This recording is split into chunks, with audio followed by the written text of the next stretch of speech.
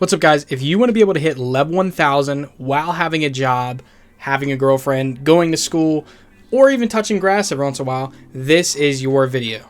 Timestamp is on the screen right now of where you need to go just to see the quick and short, just how to do the glitch. If you already know how to build the jet gun, you can skip most of this video and go to that right now. Now, for those of you who are not familiar with zombies or Liberty Falls, I'm going to be walking you guys through on how to build the jet gun or thrustidine, whatever it's called. I'm going to be walking you guys through on how to build that.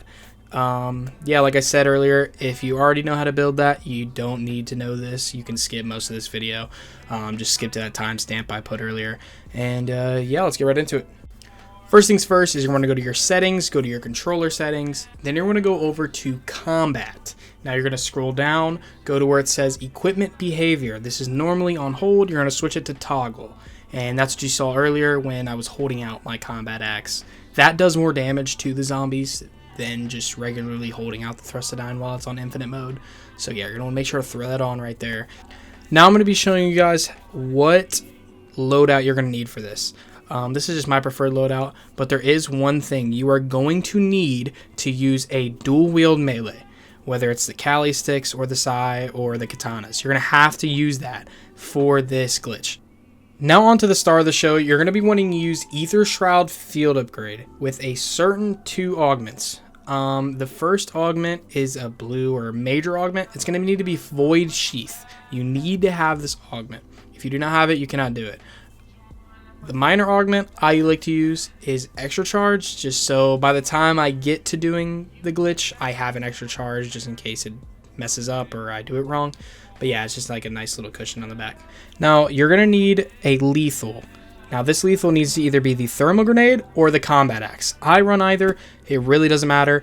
Some people say the thermal grenade is better because it is technically better towards the elite or special zombies because it does fire damage. But it really doesn't matter because you're going to be doing infinite damage anyways, so your damage will never go down. So now you're going to be loading into a Liberty Falls match, and something I like to do to speed up the process a little bit is enable this rampage inducer right here, right at spawn, and it just speeds up the rounds.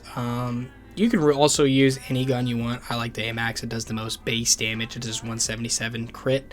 So, you know, it's the best one for me. You can use anything. But yeah, you're just going to take out these zombies, get to around 15,000 points, and then pretty much open up the entire map. Now that you got your points, you're going to want to go over here on the right, and also at the bottom left, you're going to keep track of your salvage. You're going to want 1,250 or 1,250, however you want to say it, to buy the Mangler cannon. Now what this does is you go over here, and you're going to shoot out this door. Any other way, it's not accessible. You can't throw a grenade. You can't do anything. So you're going to dig up these little piles right here until you get something called the electrical wires, which we get right here.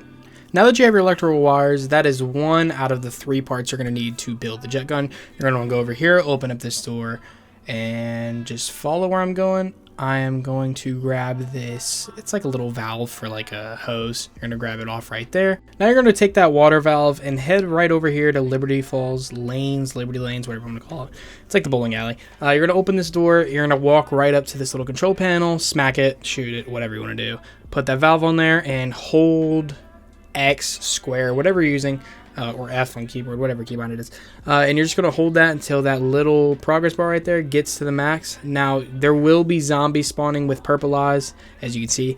They will be attacking you throughout you trying to turn on the water pressure, and your regular zombies are also going to be attacking you, so you're going to want to try to get those out of the way before you go ahead and pop the rest of the water pressure off.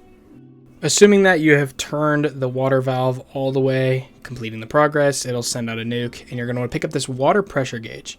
Now that you have done that step, you can do any of these in any order, but I like to do it like this way. You're going to go to the graveyard and wait for the groundskeeper to spawn. He is I guess he looks a little different to the regular zombies, and he does not attack you. He spawns between, I think, round 8 and 10, so the earliest you can do this is probably round 8.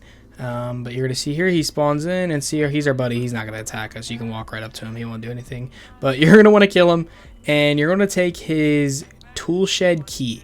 Now you're going to take this key, walk over here, and you're going to want to open up the shed and grab the last part for the jet gun, which is the handbrake.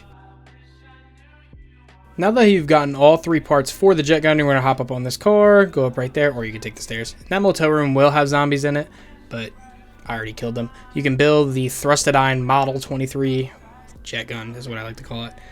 Just put it in your secondary slot, and now you're going to want to head over to the bank. Like I said earlier, you're going to want to have every door on the map open, even zip lines. But you really just need all these bank doors open, including this one right here with the X on it. You're going to make sure to open up all these, and you even want to go up top right here, take the zip line and open up this side door just in case. The last thing you want to do is that you get kicked for being AFK because not all the doors open and maybe the zombies couldn't get killed because they couldn't walk towards you.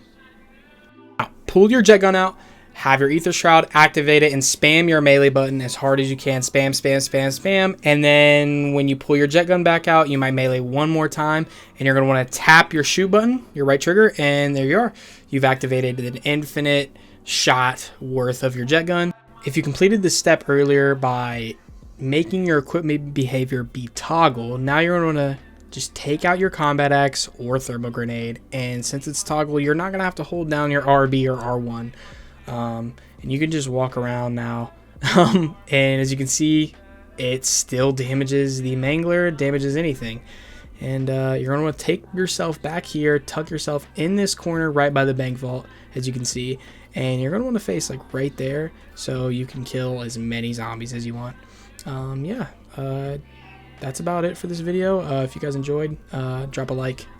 Hopefully this wasn't too long for you guys. Hopefully I got the point across I needed to, and you guys are able to successfully do this glitch. Let me know how everything went for you guys. And like I said earlier, this is at your own risk. Do this at your own risk. If you feel as though you might get banned for it, so be it. It's been out since March, so have a good one.